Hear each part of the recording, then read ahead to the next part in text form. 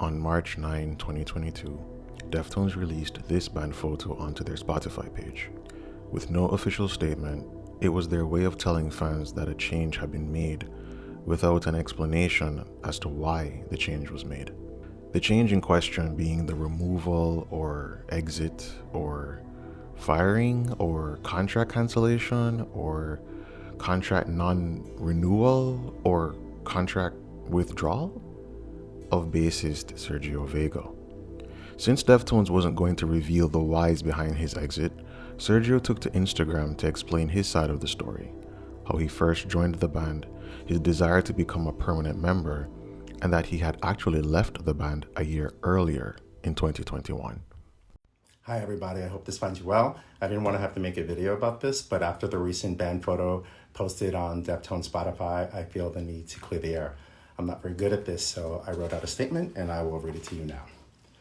To give a brief history about me and my friendship with Deftones, we met in 1995. I filled in for Chi, rest in peace, in 1999 and was asked to work with the band after his tragedy in 2009.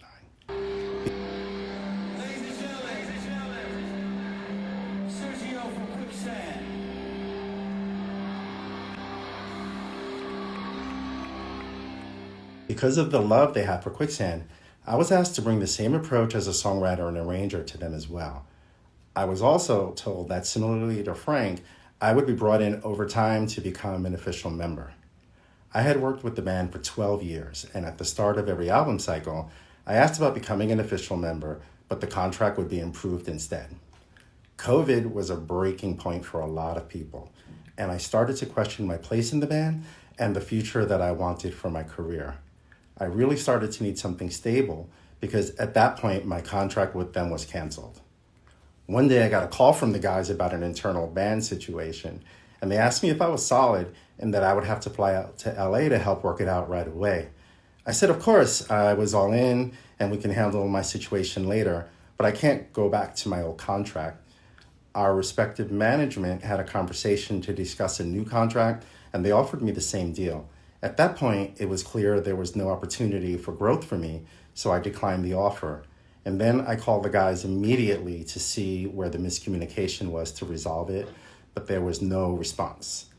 A couple of days later, I received an email from their lawyer that their offer was withdrawn and that they wished me the best.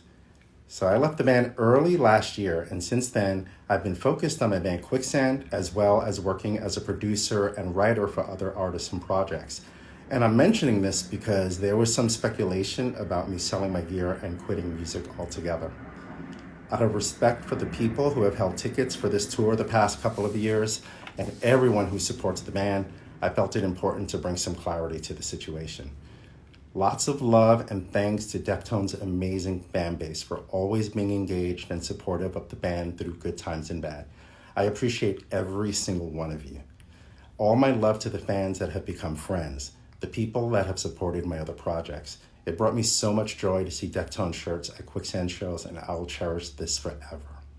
Lastly, thanks so much to the Tones. I wish they had the chance to tell you this in person. I want you to know that I appreciate all the years we spent together, writing, performing, being taken into your worlds. I learned a lot from each one of you. When you brought me in, you created a new sense of passion for music that I will always cherish and carry with me. You truly changed my life. Like most fans, I had no idea Sergio wasn't a permanent member. Ohms was released in September 2020, so his time would have been up between 3 to 6 months after the album's release. He had joined the band since the Diamond sessions in 2009, the album being released a year later. But apparently, joining the band meant being a hired gun, a contracted musician, not a permanent member. Naturally, people were incensed at Deftones for not offering him membership. Did he not deserve it? After working with him for so many years, did his work not warrant membership? Because if Frank was offered the same deal with a path to become an official member, what changed for Sergio?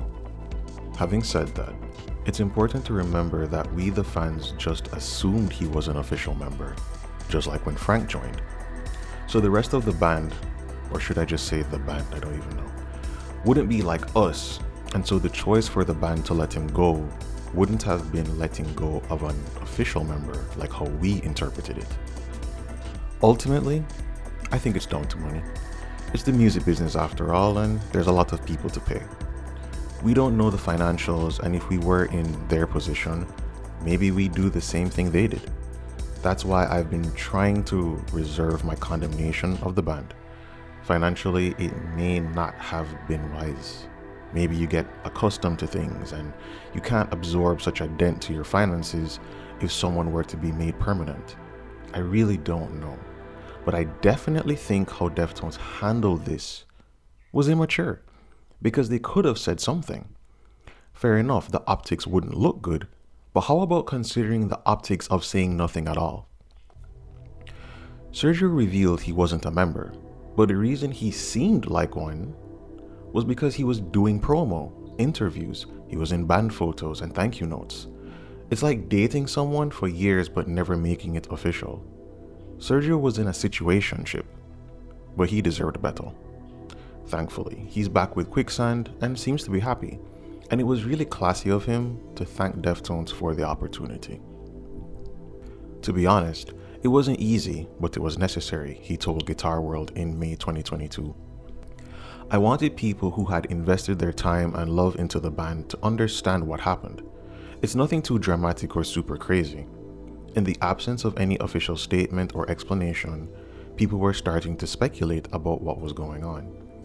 I also didn't want anyone to think Quicksand being active was impacting on Deftones negatively. Ultimately, my time with them was just something that had run its course. I had to give a little more detail just to fill some of that void and stop some of the speculation over why things had turned out this way. It's not easy to come out and say things like that, so yeah, it was very emotional. Amit Sharma, who interviewed Sergio Vega, asked what was his favorite Deftones song to play and if he ever considered trading his bass pick for playing fingerstyle instead. I think Lifter was always at the top for me. I think that's my all-time favorite Deftones song. It always sounds really awesome to my ears. As for playing fingerstyle, not really. What I latched onto more were the similarities in our styles. Speaking of his and Chi's playing style. The way our parts are constructed is of a similar philosophy. Our kind of bass lines don't have to be busy, they have to be substantial and say something important to the overall structure of the song. So when I joined the band, I was mainly embracing the similarities than worrying about playing fingerstyle like he did. That would have put me and the songs at a disadvantage, having been a pick player for decades. Switching to fingerstyle suddenly and learning to play it all right wouldn't have had the same impact. You know, I've always been partial to fingerstyle myself, but Sergio makes a good point. It wouldn't have made sense to switch up his style, and if he did, the band would just encourage him to do what's comfortable anyway. Since 2009, there seems to be a Chi Cheng-sized void that cannot be filled, but I mean, let's be honest, no one could fill it but him. I secretly wondered if the reason they didn't offer Sergio the deal was because they could not shake Chi as the de facto eternal bassist of Deftones. His dry wit, scathing sarcasm, Buddhist musings, and mercurial antics made him truly one of a kind. Maybe if he was still around, he would have been able to prevent what appears to be the mental disintegration of Stef and Carpenter. I had nothing but high commendation for Stef when he spoke with Be Real about what I now call the art of artistry. Dude spoke with such a deft approach, pardon the pun. The knowing that the act in and of itself is the success was truly enlightening. I spoke about this in the Adrenaline chapter of this documentary series. So to hear him say in November 2020 that the world is flat, no human has ever been in space, vaccines don't work, and that you can't contract a virus from another human, made me really disappointed. Dude said, if you think you live on a spinning flying space ball, you're in a cult. Deftones is largely a non-controversial band. They've never been outed as abusive or problematic. until the Sergio news dropped, I guess. But with this Stef conspiracy theory stuff, unfortunately, this is just dumb. And it really pains me to say that because he's maybe my favorite member of the band. He got me into guitar. He got me into weed. You guys want quotes on what he said? Well, here's some quotes that he said regarding his philosophy. Okay, so he shared this on the Tinfoil Hat with Sam Tripoli podcast. Here are 3 things you need to keep your clarity through all of this mental insanity. This will keep you straight through all of it if you just remember these 3 things. And those 3 things are 1, projection, 2, incrementalism, and 3, boogeyman everything. The boogeyman is constantly being projected and he's incrementally getting worse all the time. Boogeyman, boogeyman, boogeyman. So you can see why I wish Chi was here to poke holes in his philosophy. And like, do you guys all kind of agree politically on things, or do you guys have different perspectives? I wouldn't say we agree politically. I mean, we agree on some things, like we all love to watch Lost. But as far as like, I don't know, for a weed smoker, Stefan really likes George Bush. I abhor the man and hate him. And, so we don't really bring up politics. And we all know each other. I mean, we've been living with each other for almost 20 years. We know each other's spiel, so it's not even like we want to hear it. You know what I mean? We're like, oh, God, take that crap somewhere else. But he's right, though. We never really just start busting out political combos amongst each other or whatever. Yeah. I don't know, we're not those people. We're not that band. Yeah. I think if we were, it would probably come through in the music in some way, and we're so far from that, you know what I mean? We've never been the band to push something or feel we need to push something or shove something down. If you believe the boogeyman is constantly and incrementally being projected, isn't that just a projection in and of itself? I'm just saying, like, what if the boogeyman isn't being projected? You wouldn't be able to tell if you think it's constantly being projected. How would you even appreciate nuance? Why am I even explaining this? Anyway, frontman Chino Moreno doesn't get it. He thinks Stef smoked too much weed. Even Chino's wife said that in a comment I saw on someone's post one time. He spoke to guitar.com saying, "It's kind of tough because obviously I want to support him. I feel like everybody should have their opinion on certain things here and there, whatever. I'm not one to say that he's got to think this way or whatever. I think it's a little outlandish, some of his views on the world, the planet itself. But I fucking love him, man. He's really, really sincere. And he's smart, which is crazy. He's very loving. He's probably one of the most generous people that I've ever known in my whole life." This was an interesting statement because Stef would later apologize for the way he presented his views on the Dr. Green Thumb podcast. Definitely in regards to that story, I want to say this, I made some people, people got a little aggravated, feel like I was insensitive. And I want to say, hey, I never had the intent to upset anybody in any way with my opinions, but I was just giving my opinions. And hey man, it's important not to judge. Right. Yeah, so I say to all you who were, ruffled about it in any way, it's only love, it's always about love, and it's all love. I would never want to see anybody. And in fact, that's the reason why I give my opinion. Hopefully it's like, it can inspire you into something else, at least for an alternative perspective, right. But not to offend and, all my love, sorry. Apologies. I find that some I'm not sure if people really had a problem with how he said what he said. I mean, maybe. Nevertheless, Stef announced in 2022 that he would no longer be playing shows overseas, citing vaccine fears. And again, I don't get it. You've seen your bandmates get vaccinated. You are vaccinated. You aren't the only band in the world that plays overseas. You've played overseas for decades. So what's changed? Also, if there was a conspiracy to get you sick, wouldn't the corporations lose money? Anyway, Chino also spoke on this time to Yahoo Entertainment. I don't want to speak for him, and even if I could, I still don't have an answer. It's still something that I think he's figuring out. And if he does have an answer, I think it'd be great if one day he would share it. But yeah, we support him. If you ask me what I prefer, I want him there every day, every time we do anything with the band. But it literally comes down to, there's 2 ways to deal with it. We accept what he can and will do, or we just don't play. And we want to play. So with the bombshell revelation in 2022 that Sergio was out of Deftones and was never even an official member, and then in 2020, a few months after Ohms was released, that Stef was smoking that conspiracy pack too hard, was there anything good in this Ohms era? Yes, there is. But we'll have to go back another 2 years for that. On Saturday, November 3rd, 2018, Deftones hosted Dia de los Deftones, their very own music festival commemorating Dia de los Muertos, the Day of the Dead, the Hispanic tradition where the community welcomes the souls of the dearly departed. Rather than a day of mourning, it's a day of celebrating life and the memory of those who were once among the living.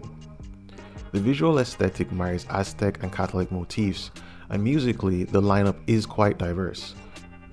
In their first festival lineup, they featured Future, Mike Shinoda, Rocket from the Crypt, Hosos, Doja Cat, Vane, which I love, and Vows, with Deftones as, of course, the headliner. Culturally, the festival maintains the traditions of Dia de los Muertos, of community altars where attendees place their marigolds, photos, food, and personal items to lure the spirits of their loved ones to San Diego's Petco Park, as well as calavera face painting and skeleton decorations. 2018 ended well, but it also started well, as the band shared photos from the studio on March 27, 2018, germinating rumors that the band were back in the studio, just as frontman Chino Moreno hinted at a year earlier to publication NME when he stated that the band were ready to start writing again. Terry Date returned to produce this album, his first since 2003's self-titled, if you don't count the shelved Eros album of 2008. Ohms was released on September 25th, 2020, in the midst of the COVID-19 pandemic. A time of great confusion, conundrums, impatience, and isolation. Now, I'm not entirely sure how Deftones were able to capture the sound of a pandemic prior to the pandemic even happening. But maybe Stef was right after all. Maybe it's just projection.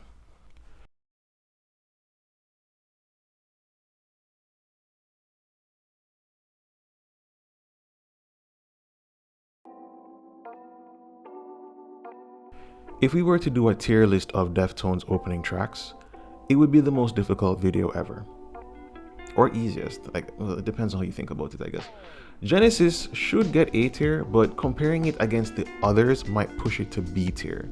And that says a lot about how great a Deftones opening track can be, because there's nothing wrong with Genesis at all. I think my favorite part of the track is the bridge, but the verses are fun and the chorus is a little diluted but still pretty sweet. After an illustrious but sometimes interrupted career, the band has achieved balance as they approach a delayed rebirth. It's quite the statement, and perhaps it's true. A new Deftones album was the best gift the pandemic could give us, so there was no complaint at first. When speaking with Guitar World in 2022, Sergio stated, "In terms of writing, the majority of those songs came together collaboratively. There were some that started as a seed, like the track Genesis, which came from a home demo, something I wrote when I was living in Harlem. To send that out and see it become elevated by the whole band was really exciting. Listening to Ceremony one time was enough for me to say, it's an illusion, anytime someone tried to sell me on bullshit. Sergio kills it in the verses, and I especially like Stef in the chorus. Chino is singing It's Not Fun Here Anymore, but the song itself is quite enjoyable and playful, despite the hushed vocals in the beginning and the gravity of recognizing the end. Overall, I'd say the MVP of Ohms is definitely Frank Delgado. He fills in all the spaces where the rest of the band is bereft of ideas. And I phrase it that way because it isn't as if he hasn't had his highlights throughout the Deftones discography. He certainly has, but from the intro of Genesis to the bridge in Ceremony to our next track, Orantio, he rescues the band from self-sabotage. It isn't the strongest track, even if the fervent guitar and bombastic drums at the start may suggest something like strength. because it collapses into a fragile verse accompanied by keys as the voice finds form in the pre-chorus. We know Deftones and dynamism go hand in hand, but does it work on this track? I mean, perhaps for some, but for others it's dynamic for dynamic's sake. It has a nice chorus, but the spoken voice with the keys before the third verse ties the whole track together, because when the band goes into the chorus again, there is a brief interlude before the chorus kicks in again. It's far too soon, and I wish the band had explored the bridge a little bit more. Interestingly, Urantia is the name of a book said to have been written by celestial beings, which marries science, spirituality, and philosophy. It's 2,000 pages long, but states now outdated and disproven scientific and religious notions that were popular when the book was published in 1955. Now, forgive me because I'm gonna say something really cringe. There's an error in error. Again, the band hits it out the park with the chorus, but the verse, man, it's too one-dimensional. Do I want to sit through something so I really can't believe I'm gonna say this. Do I want to sit through such a boring verse and pre-chorus just to get to the good part? You know, I just sing it in my mind on a sunny day and swim through the bridge and the outro because they're mostly good too. Now, having said that, the spell of mathematics is excellent, superb, brilliant. The name is great, the production is great, the performance is great. Finally, a track that is unequivocally unique and characteristic of a distinct era of Deftones. Stef's undulating 9-string ESP with the custom Fishman pickups fucking break me limb from limb in this track. Chino's screams are my screams. Frank's ghostly synths manifest the mystery. Sergio makes the bass sing in that outro. And Abe gives one of my favorite performances of any Deftones track. Fucking hell, we even have Zach Hill finger snapping on the track. At this point in time, this was their best track in half a decade. Deftones opted for the German spelling of Pompeii. I'm sure they have their reasons. Look, following the spell of math would be super difficult, right? But I don't think Chino is mixed particularly well, especially in the chorus. The verses are somewhat limp, the pre-chorus speculative. Again, here's Frank rescuing the song from utter ignominy. You know, I almost call this video Ohms Frank Delgado featuring Deftones. Dead serious. I might still call it that, we'll see. If his part was the entire track, I'd have literally no objections. It's beautiful, haunting, and way more evocative than the previous half of this track. Pompeii isn't the worst Deftones song ever, but half of it scared me into thinking that maybe the curtain was calling. This is also a track that shows an increased Christian motif in Deftones' lyricism. Prior to this, I guess we had Prayers Triangles maybe, and Pittura Infamante. You wouldn't think much of them as ecclesiastic, and you probably shouldn't. I mean, we also have Hexagram, and you might recall that demo called God's Hand from the Saturday Night Wrist era. Oh yeah, and Chino did sing because he wanted to meet Christ alone in 1 week. But literally singing, Jesus Christ, we hold you to blame, you gave your life, but we died in vain, is certainly new. Also, not a big fan of The Link is Dead, and at this point, I'm in pain. I'm hurting. Look, the music isn't all bad, but Deftones are victims of their own success. Shout out to Frank for the cinematic intro, and I think Abe is great, but I don't know what anyone else is doing. Chino's vocal effect on the vocal fry is grating, the instrumentation is irritating. Again, the chorus and outro kinda saved the track. And again, I'm just repeating myself. And I'm really not used to being this critical of the band.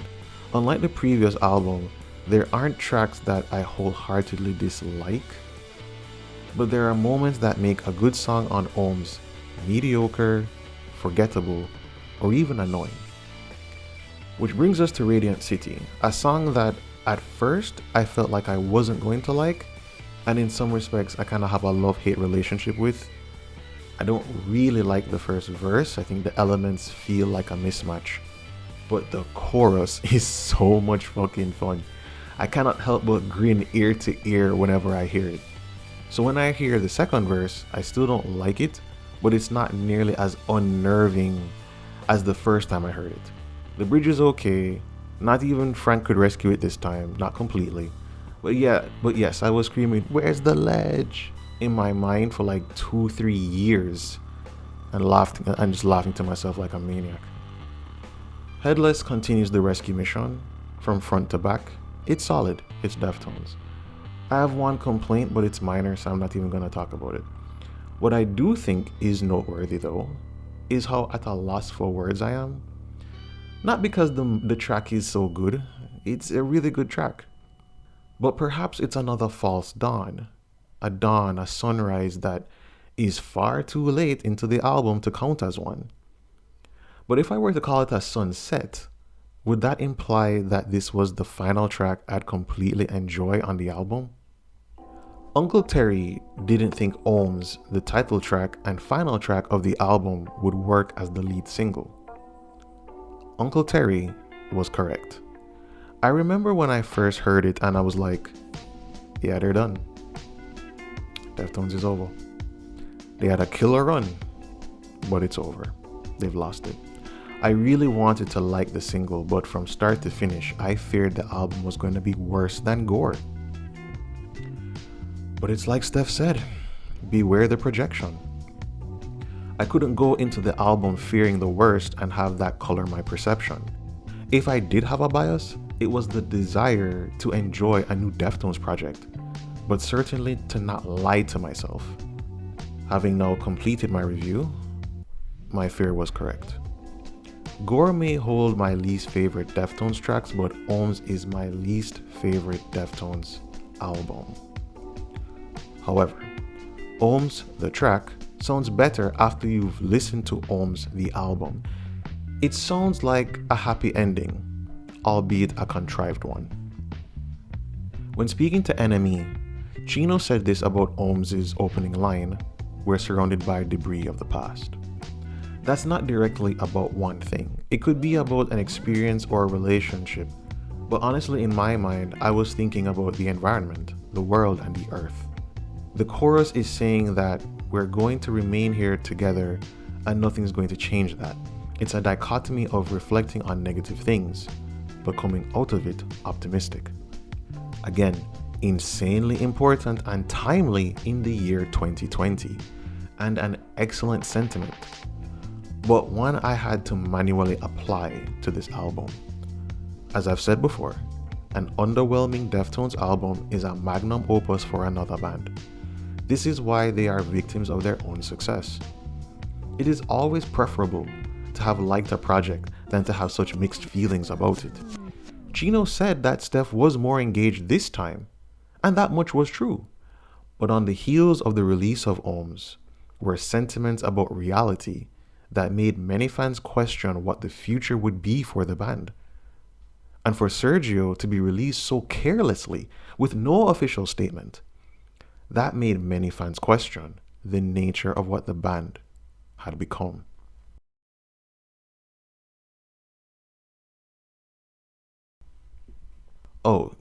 There was one more bit of good news I forgot to mention.